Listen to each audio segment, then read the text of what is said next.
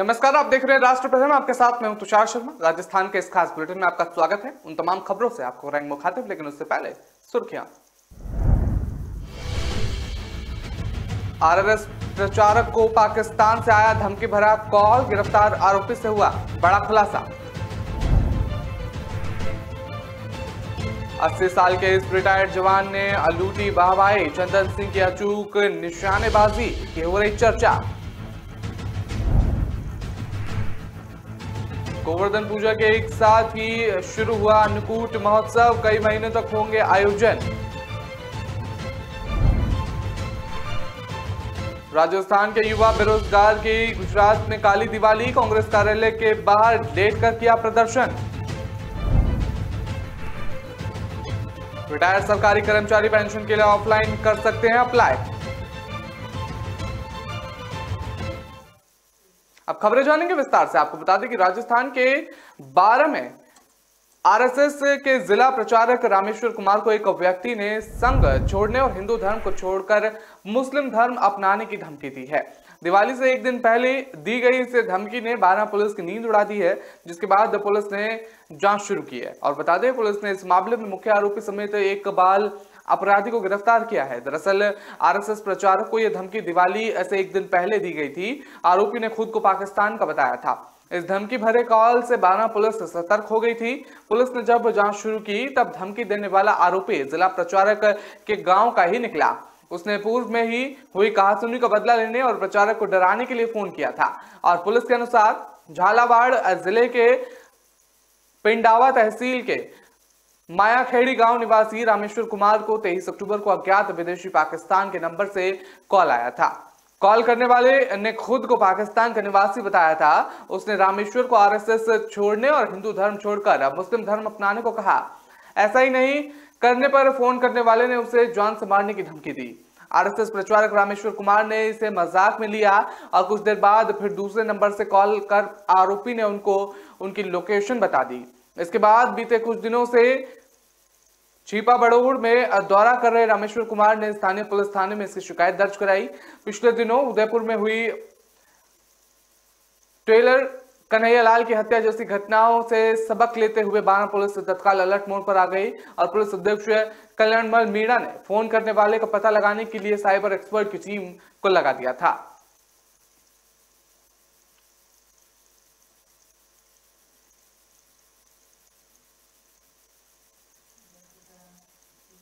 भारत पाकिस्तान के बीच हुए 1971 के युद्ध में भारतीय सेना ने पाकिस्तानी सेना को धूल चटाई थी। भारतीय सेना के जवानों की किस्से और कहानियां तो बहुत सुनी होंगी, लेकिन आज हम आपको एक ऐसे 80 वर्षीय रिटायर्ड जवान से मिलवा रहे हैं जो कि युवाओं के लिए मिसाल बन रहे हैं। कहते हैं कि फौजी कभी बूढ़ा नहीं होता। सेना के जवान का जज्बा और हौसला उम्र में के पड़ाव के साथ बढ़ता रहता है। ऐसा ही नजारा राजस्थान के सरहदी जिले जैसलमेर के बेलसलिया गांव में 80 साल की उम्र में देखने को मिलता है। जिस उम्र में लोग बिस्तर पकड़ लेते हैं और लाचार हो जाते हैं, वहीं बीएसएफ के रिटायर्ड 80 वर्षीय जवान चंदन सिंह युवाओं के लिए मिसाल पेश कर रहे हैं। 1971 के युद्ध में पाकिस्तानी सेना के दांत खट्टे करने वाले भूतपूर्व जवान आज अपने कांपते हुए हाथों से भी बंदूक थामते हैं और निशाना साधते हैं तो वो अचूक साबित होता है। हाल ही में चंदन सिंह का एक वीडियो सोशल मीडिया पर खूब वायरल हो रहा है। इसमें वो एक नहीं लगातार 3 बार बंदूक से निशाना लगाते हुए नजर आए हैं और 3 निशाने सटीक लगते हैं। और चंदन सिंह भले ही रिटायर्ड हो गए हैं, लेकिन उनके भीतर आज भी फौज जिंदा है और उनकी एक निशानेबाजी की वीडियो सोशल मीडिया पर जमकर वायरल हो रहा है। 1971 के युद्ध में पाकिस्तानी सेना के दांत खट्टे करने वाले भूतपूर्व जवान आज अपने कांपते हुए हाथों से जब बंदूक थामते हैं तो निशाना साधते हुए वो अचूक साबित कर देते हैं। हाल ही में चंदन सिंह का एक वीडियो सोशल मीडिया पर खूब वायरल हो रहा है। इसमें वो लगातार 3 बार बंदूक से निशाना लगाते हुए नजर आए और 3 निशाने सटीक लगते हैं। चंदन सिंह भले ही रिटायर्ड हो गए हैं, लेकिन आज भी उनके जो जहन है, उनके जो दिल में है, वो एक फौजी वो जिंदा है।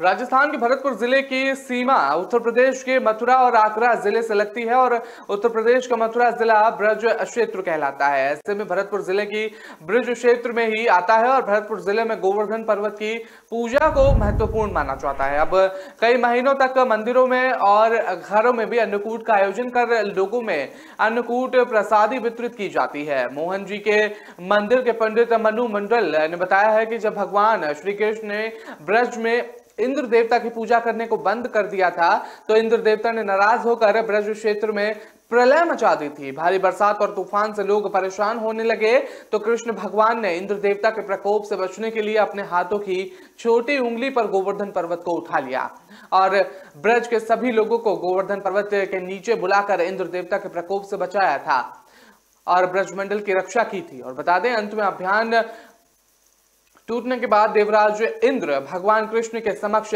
शरणागत हुए थे और उस समय ब्रजवासी अपने अपने घरों से अलग अलग तरह की जो खाद्य सामग्री भगवान कृष्ण को अर्पित करने आए थे उसी से ही मिलाकर अन्नकूट महाप्रसाद का रूप दिया गया था और तब से ये परंपरा चली आ रही है जो कि आज भी लगातार जारी है।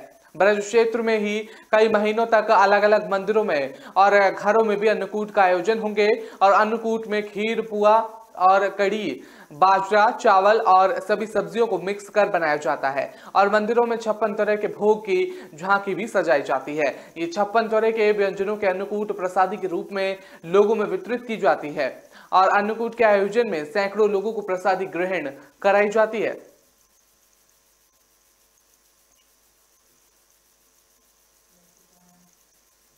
राजस्थान बेरोजगार एकत्रित महासंघ के बैनर तले राजस्थान के सैकड़ों युवा पिछले 25 दिनों से गुजरात में प्रदर्शन कर रहे हैं। कारण उनकी सरकार से मांगे हैं और जिनके लिए राजस्थान के मुख्यमंत्री अशोक गहलोत से मिलकर और बात कर समाधान चाहते हैं। ऐसा नहीं होने पर राजस्थान के इन युवाओं ने अपनी दिवाली गुजरात में अहमदाबाद स्थित कांग्रेस कार्यालय के बाहर मनाई। उन्होंने कहा कि बेरोजगार युवाओं की ये काली दिवाली है। जब तक राजस्थान के मुख्यमंत्री अशोक गहलोत अपनी बजट घोषणा में युवाओं के किए वादे पूरे नहीं करेंगे तब तक युवा गुजरात छोड़कर राजस्थान नहीं आएंगे। राजस्थान बेरोजगार एकत्रित महासंघ के प्रदेश अध्यक्ष उपेंद्र यादव ने बताया कि 2 अक्टूबर से प्रदर्शन कर रहे हैं जिसे बुधवार को 25 दिन हो गए हैं और इसके बाद भी सरकार की तरफ से कोई बात सामने नहीं आई है। युवा बेरोजगार हैं तो खुशी वाली दिवाली कैसे हो सकती है। इसी कारण कांग्रेस कार्यालय में बाहर युवा लेटे और दीपक सामने रखकर काली दिवाली मनाई और बता दें, यही नहीं, दिवाली के दिन भूख हड़ताल भी रखी। किसी भी युवा ने कुछ नहीं खाया। उन्होंने कहा कि राजस्थान कांग्रेस सरकार की तानाशाही और लापरवाही के खिलाफ बेरोजगारों की विभिन्न मांगों को लेकर भूखे रहकर गुजरात कांग्रेस कार्यालय के बाहर बेरोजगारों ने लेटकर काली दिवाली मनाकर सत्याग्रह किया। उपेंद्र यादव ने कहा कि हम बेरोजगार युवाओं की वाजिब मांगों की है और यही मांग कर रहे हैं कि जो 20 सूत्रीय हैं और इसके लिए पिछले 25 दिनों से शांतिपूर्ण प्रदर्शन कर रहे हैं, लेकिन राजस्थान सरकार को कोई फर्क नहीं पड़ रहा। युवाओं की परेशानियां नहीं देखी जा रही हैं। लेकिन अब गुजरात में चुनाव है, राजस्थान से कोई भी कांग्रेस के नेता यहां आएंगे तो उनका पुरजोर विरोध करेंगे। गुजरात की जनता को कांग्रेस सरकार का वादा खिलाफ दिलाएंगे और बता दें, हमने ये भी ठान लिया है कि चाहे कितने भी दिन हो जाएं, जब तक सरकार हमारी मांगे पूरी नहीं करेगी तब तक हम ऐसे ही विरोध करते रहेंगे।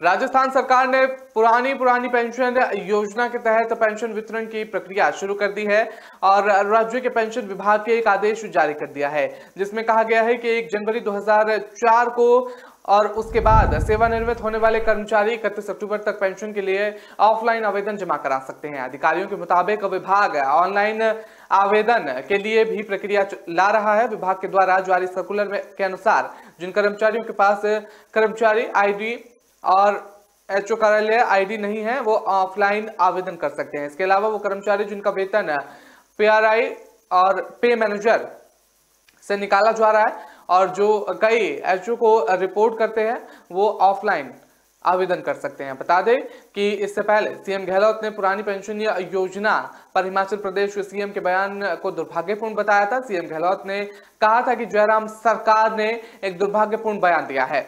राजस्थान में पुरानी पेंशन योजना लागू नहीं किया गया। राजस्थान में पुरानी पेंशन योजना लागू होने के बाद 1 जनवरी 2004 के बाद नियुक्त और सेवानिवृत्त हुए 100 से अधिक कर्मचारियों को पेंशन मामलों का निपटारा कर दिया गया। सीएम गहलोत ने आगे कहा कि जयराम ठाकुर और बीजेपी को अपना रुख साफ नहीं करना चाहिए। उन्होंने कहा कि उन्हें बताना चाहिए कि वो पुरानी पेंशन योजना के खिलाफ क्यों थे, जो कर्मचारियों को सामाजिक सुरक्षा सुनिश्चित कराता है।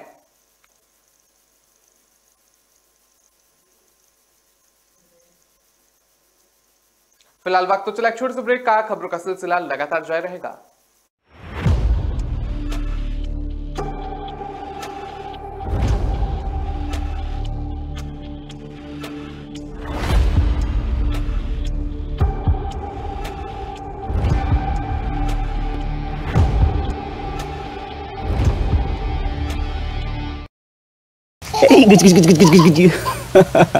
तुम्हें अपनी गोद में खिलाने जैसा कोई एहसास नहीं दुनिया में। पर एक दिन था जब मुझे लगा कि शायद मुझे ये मौका कभी मिलेगा ही नहीं। तुम आने वाले थे और पापा की तबीयत बहुत खराब हो गई। लाइफ एक दिन बिना किसी वार्निंग के बदल गई। You want to sleep? Okay okay okay,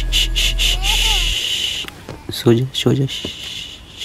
पता है, बहुत डर गया था मैं। तुम दोनों अकेले थे, अगर मुझे कुछ हो जाता तो तब मैंने एक लेटर भी लिखा था। क्या लिखा था? हाँ?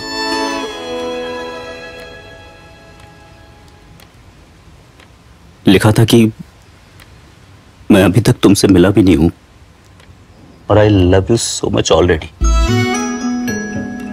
मैं तुम्हें बड़ा होते हुए देखना चाहता था। लाइफ का शायद कोई और ही प्लान था। अरे, तुम दोनों को कभी मेरी कमी महसूस ना हो, इसलिए मैंने सब कुछ प्लान कर लिया है।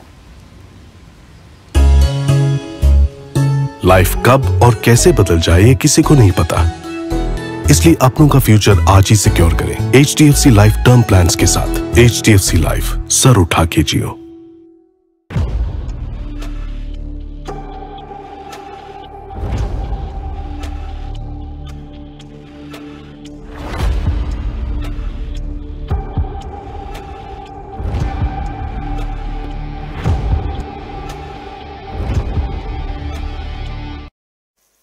ब्रेक के बाद आपका स्वागत है। रुक करते हैं अगली खबर का। आपको बता दें कि राजस्थान हाईकोर्ट ने वकील के थप्पड़ मारने वाले कांस्टेबल पर 25,000 रुपए का जुर्माना लगा दिया है। दरअसल कोर्ट ने अवमानना के लिए एक मामले का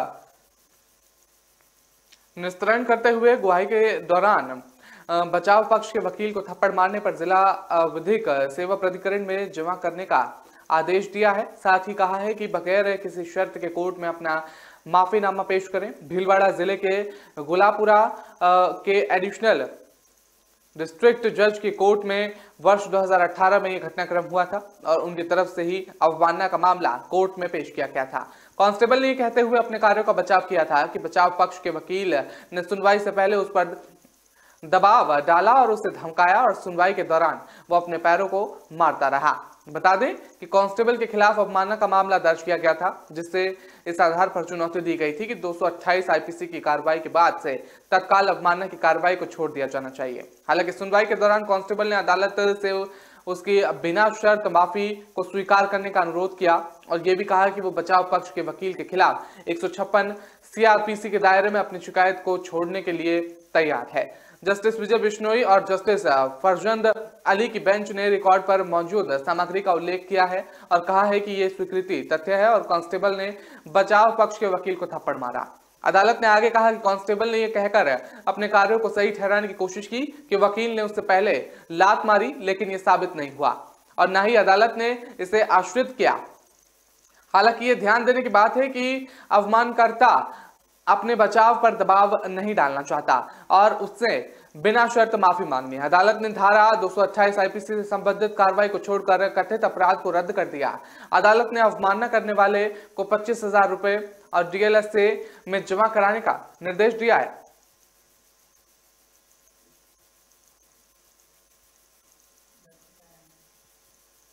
राजस्थान के मुख्यमंत्री अशोक गहलोत ने इस साल किसानों के लिए करोड़ों रुपए के उपहार देने के लिए योजना लागू करते हुए एक बड़ा नवाचार किया है। बता दें कि चुनावी साल में राजस्थान बीज और विकास रबी की फसल के लिए सस्ते और गुणवत्ता युक्त बीज उपलब्ध कराने के साथ साथ पहली बार किसानों के लिए नई और बड़ी योजना लेकर आई है। इस योजना का फायदा उठाकर किसान ट्रैक्टर तक जीत सकते हैं। और बता दें, योजना के तहत प्रदेश के प्रत्येक जिले में प्रथम पुरस्कार के रूप में एक किसान को ट्रैक्टर दिया जाएगा। यानी राज्य सरकार प्रदेश के 36 जिलों में 33 किसानों को उपहार स्वरूप ट्रैक्टर देगी। और इसके अलावा इसमें बड़े उपहार भी शामिल हैं। प्रत्येक जिले में 21 बम्पर पुरस्कार प्रदान करने की योजना बनाई गई है। राजस्थान बीज विकास बीज निगम चेयरमैन धीरज गुर्जर ने बताया है कि राजस्थान के किसानों को सस्ते और गुणवत्तापूर्ण बीज उपलब्ध कराने के लिए राजीव गांधी किसान बीज उपहार योजना शुरू की जा रही है। इस योजना के बीज निगम के बीज खरीदने वाले किसानों को जिला स्तर पर राज्य सरकार की ओर से पुरस्कृत किया जाएगा। बीज निगम की ओर से प्रदेश के सभी जिलों में प्रत्येक जिले पर 51 बम्पर पुरस्कार प्रदान किए जाएंगे।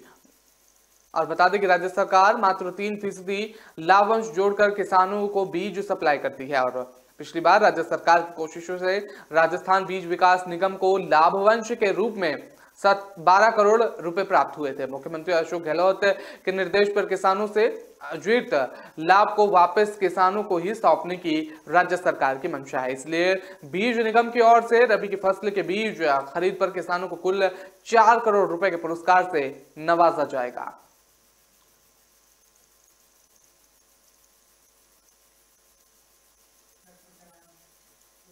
ये 7 दिन उदयपुर के लिए बहुत ज्यादा खास होने वाले हैं। इसमें पुलिस प्रशासन, होटल और रेस्टोरेंट व्यवसाय सहित अन्य व्यापारी इसकी पहले से तैयारियां कर लेते हैं। राजस्थान के झीलों की नगरी उदयपुर में 7 दिन गुजरात का रहेगा।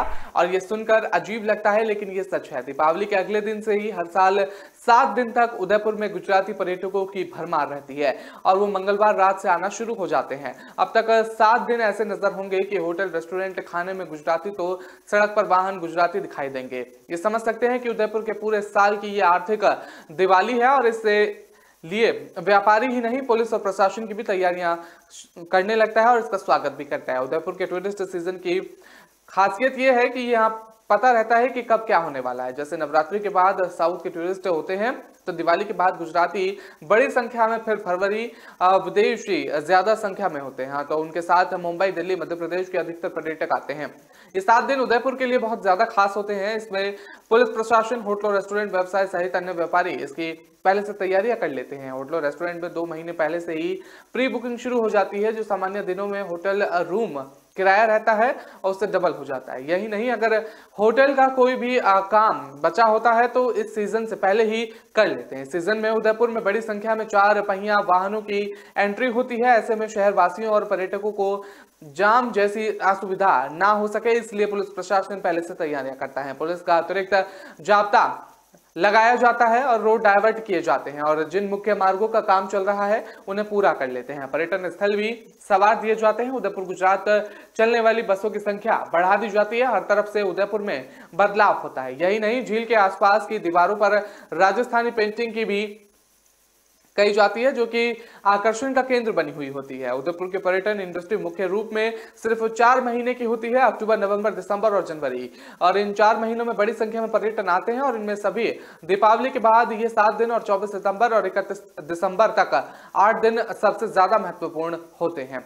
होटल व्यापारी कहते हैं कि इन्हीं 4 महीने में होटल इंडस्ट्री पूरे साल भर की कमाई कर लेती है। इन महीनों के अलावा तो रूटीन या कई सामान्य आए जाते हैं और इसलिए उदयपुर के लिए बड़ा आर्थिक महत्व जुड़ा हुआ है। पर्यटन विभाग के उप निदेशक शिखा सक्सेना ने बताया कि इस बार थोड़ा ट्रेंड बदल गया है और हर बार गुजराती टूरिस्ट होता है और इस बार भी, लेकिन इसके साथ इस साल मध्य प्रदेश से भी बड़ी संख्या में टूरिस्ट आए हैं। होटल संचालकों ने कहा कि पहली बार इस सीजन में मध्य प्रदेश में काफी टूरिस्ट आए हैं। और सक्सेना ने आगे बताया कि मंगलवार तक की बात करें तो 80% होटल बुक हो चुके हैं और आने वाले दिनों में नाथ द्वार में शिव प्रतिमा का लोकार्पण है, जहां राम कथा होगी, जिससे भी बड़ा टूरिस्ट रहेगा वहां पर मौजूद।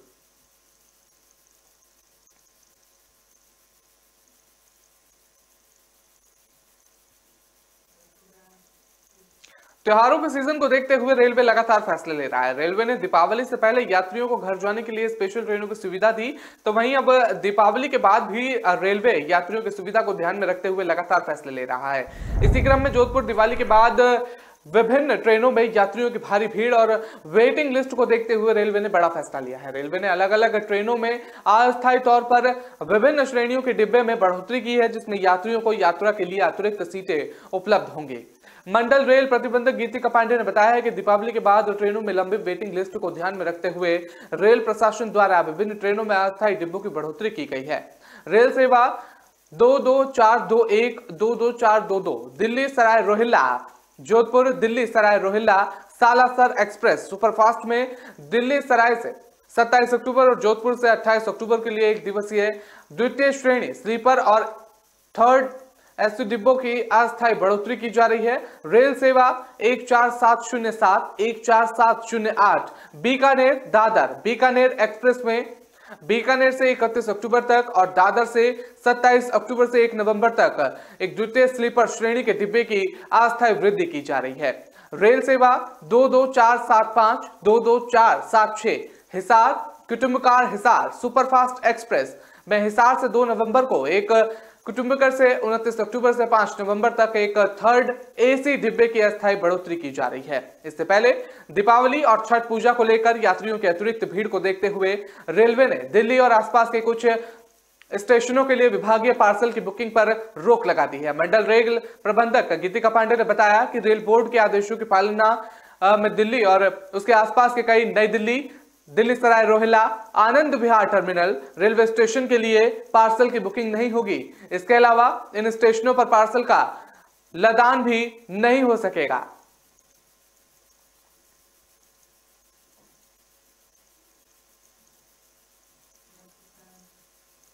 तो अब बात करेंगे मौसम को लेकर। मौसम को लेकर एक बड़ी खबर सामने आ रही है। आपको बता दें कि यूपी में लगातार मौसम शुष्क बना हुआ है। मौसम केंद्र लखनऊ का अनुमान है कि गुरुवार को भी यूपी के में ज्यादातर जिलों में सुबह से हल्का कोहरा या धुंध छाने के बाद दिन में मौसम साफ हो जाएगा। मौसम विभाग का पूर्वानुमान है कि अगले 5 दिनों तक मौसम का मिजाज इसी तरह बना रहेगा। साथ ही तापमान में कोई बड़ा बदलाव नहीं होगा। इस समय प्रदेश के अलग अलग हिस्सों में न्यूनतम तापमान 15 से 20 डिग्री के बीच दर्ज हो रहा है, वहीं अधिकतम तापमान 28 से 33 डिग्री सेल्सियस के बीच रहा। मौसम विभाग के अनुसार राज्य की राजधानी लखनऊ में अधिकतम तापमान सामान्य से बराबर 31.6 डिग्री, जबकि न्यूनतम तापमान सामान्य से एक कम 16.4 डिग्री सेल्सियस रिकॉर्ड हुआ। बता दें कि लखनऊ में भी मौसम साफ रहा और अधिकतम तापमान 32 डिग्री और न्यूनतम तापमान 16 डिग्री सेल्सियस रहा। दूसरी तरफ वायु प्रदूषण में बढ़ा हुआ है और लखनऊ में वायु गुणवत्ता सूचकांक खराब श्रेणी में 235 दर्ज हुआ। इसके अलावा जिलों में मध्यम से बहुत खराब श्रेणी में रिकॉर्ड दर्ज हुआ। राजस्थान में भी सर्दी का एहसास बढ़ गया है और दिन में भले ही धूप निकल रही हो, लेकिन सुबह शाम और रात में ठंडी का कुछ दिनों से लगातार बढ़ोतरी हो रही है। मौसम केंद्र जयपुर के मुताबिक बुधवार को पूरे राजस्थान में मौसम शुष्क रहा। मौसम विभाग के अनुसार 1 नवंबर तक ऐसे ही मौसम साफ रहेगा और मौसम विभाग का कहना है कि इस दौरान प्रदेश के अलग अलग जिलों में न्यूनतम तापमान 14 से 20 डिग्री, वहीं अधिकतम तापमान 30 से 35 डिग्री सेल्सियस के बीच रह सकता है और सुबह में कोहरा या धुंध का असर अब देखने को मिलेगा।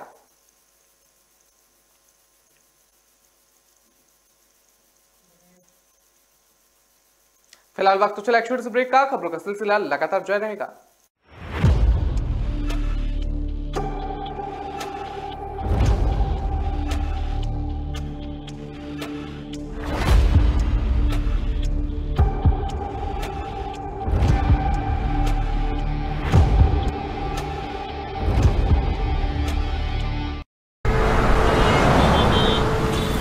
कहाँ जा रहे हो? दुकान पर बैठो और इसे आगे बढ़ाओ। पापा, दुकान आगे बढ़ाने के लिए मुझे दुकान पे बैठने की जरूरत नहीं है। बस बातें करवा लो इनसे।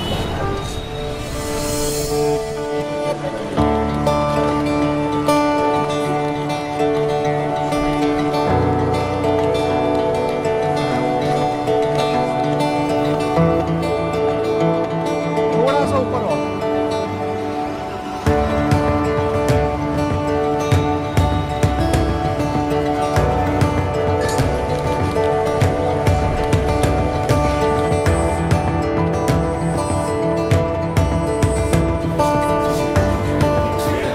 लो जी मैडम, आपके 4 किलो लड्डू। बेटा इनका लड्डू पैक कराओ। क्यों पापा, बढ़ गई ना दुकान आगे? हाँ बेटा, अब तक सबकी खुशी के लिए मिठाई खिलाई है, मगर आज अपने बेटे के हुनर के लिए खुद खाऊंगा। जब खिलकर निकलता है स्किल तो सलाम करता है हर दिल। DSEU, इंडिया की पहली स्किल एंड एंटरप्रेन्योरशिप यूनिवर्सिटी, जहां ऐसे कोर्सेज में हैं डिग्रीज और डिप्लोमास जो बेटर फ्यूचर की ओर ले जाएंगे आपको।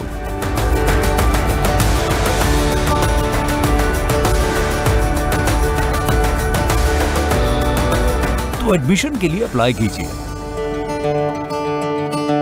स्किल है तो नहीं कुछ मुश्किल है।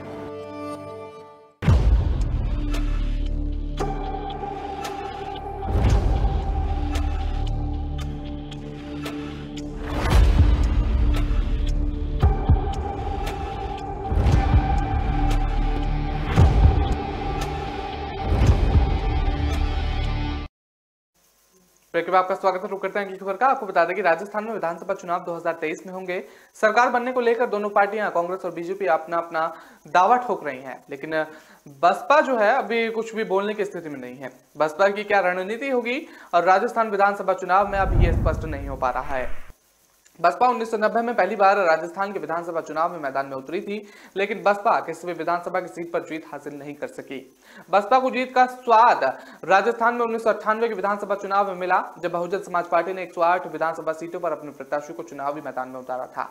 बसपा को 1998 के विधानसभा चुनाव में 2 सीट पर भरतपुर जिले की नगर विधायक सीट से माहिर आजाद और अलवर जिले की बांसुर सीट से जगत सिंह दामिया जीतकर विधानसभा पहुंचे थे। साल 1998 के विधानसभा चुनाव में कांग्रेस पार्टी ने 150 सीट पर जीत दर्ज कर प्रदेश में सरकार बनाई थी। 150 विधायक कांग्रेस पार्टी की जीत पर आने से बसपा विधायकों को कोई तवज्जो नहीं मिली, क्योंकि बसपा के विधायक की किसी भी पार्टी को जरूरत नहीं थी।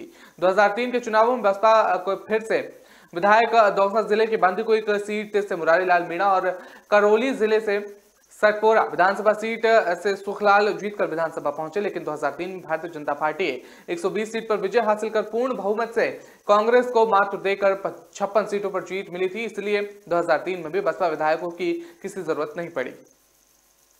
साल 2008 में विधानसभा चुनाव में बहुजन समाज पार्टी के 6 विधायक जीतकर विधानसभा पहुंचे। तो 2008 में विधानसभा के चुनावों में बहुजन समाज पार्टी के नवलगढ़ की विधानसभा सीट पर राजकुमार शर्मा और उदयपुर पार्टी के राजेंद्र गुणा और गंगूपुर में रामकेश मीणा और रामेश मीणा, दौसा के मुरारी लाल मीणा और धौलपुर जिले की बड़ी विधानसभा सीट से गुरजार सिंह मिलिंगा बहुजन समाज टिकट पर चुनाव लड़कर विधानसभा पहुंचे थे।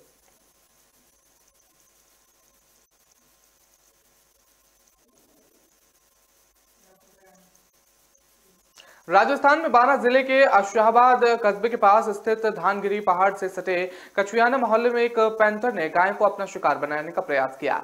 गाय के रंभाने की आवाज सुनकर मोहल्ले वासियों ने देखा तो वहां एक पैंथर था।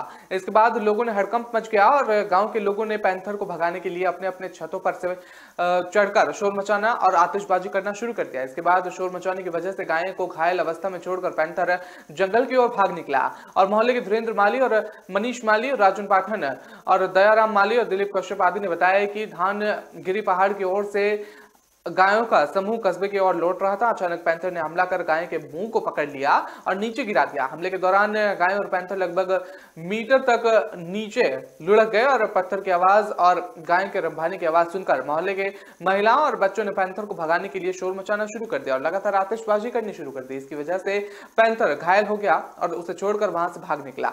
इस घटना की सूचना तुरंत मवेशी अस्पताल के कंपाउंडर को दे दी गई है। कंपाउंडर ने मौके पर पहुंचकर घायल गाय का उपचार किया जा रहा है।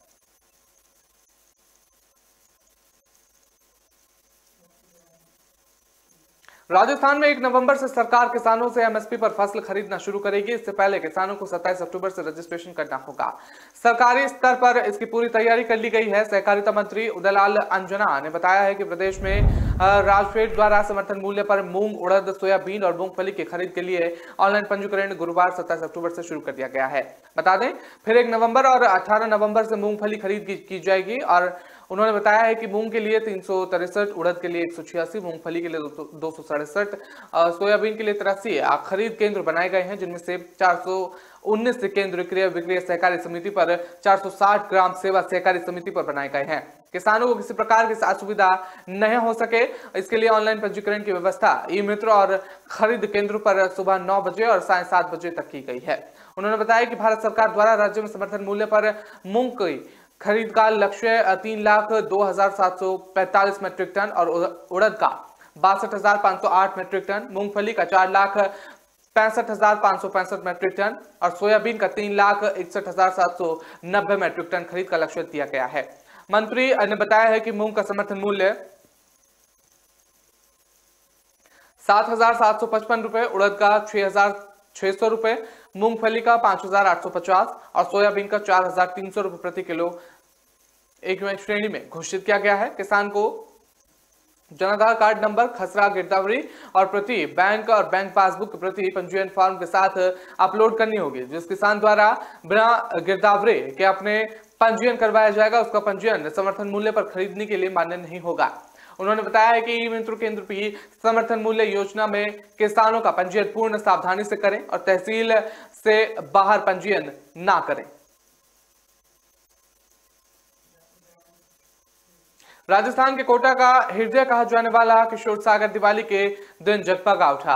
राज्य सरकार की पहल पर जिला प्रशासन, नगर विकास, न्याय, नगर निगम और पर्यटन विभाग के सहयोग से दीप उत्सव का भव्य आयोजन किशोर सागर की पाल पर किया गया और पहली बार इस तरह के आयोजन में 21,000 दीपकों की दिमक और लोक रंग की धमक और आतिशबाजी से किशोर सागर का नजारा देखने लायक था। और इस अवसर पर दीपदान और चंबल की महाआरती भी की गई और इस दौरान 21,000 दीपों में किशोर सागर के दीपदान किया गया। कार्यक्रम के दौरान लोक कलाकारों की प्रस्तुति के बाद विधिवत मंत्रोच्चार के साथ चंबल की महाआरती की गई।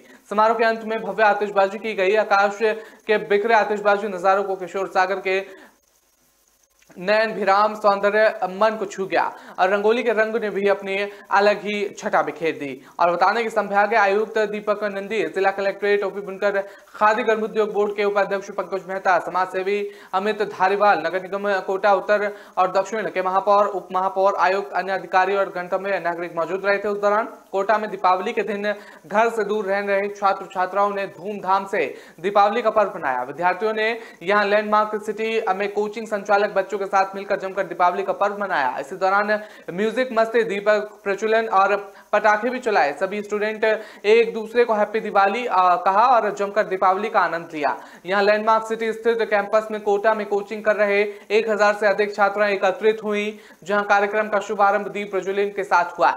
और बता दें, आरती आराधना के बाद यहाँ म्यूजिक का दौर शुरू हुआ। जैसे ही फिल्मी गीत बजने लगे तो एक के बाद एक स्टूडेंट अपनी अपनी जगह पर खड़े होकर नाचने गाने लगे। एक के बाद एक गीत का सिलसिला जब करीब 2 घंटे तक चला। इस दौरान स्टूडेंट ने जमकर आनंद भी लिया।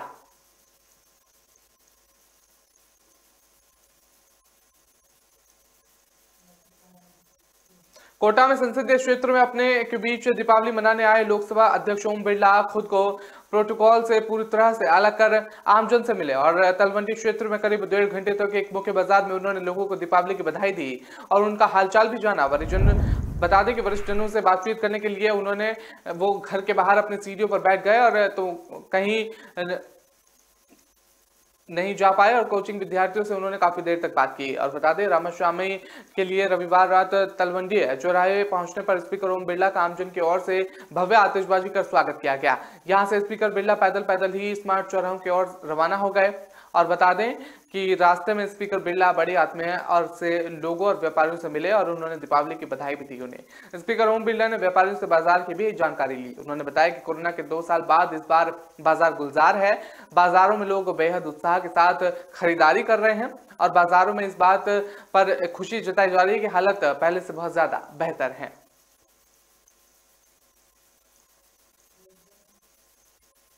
तो फिलहाल इस बुलेटिन में इतना ही। मुझे दीजिए इजाजत। नमस्कार।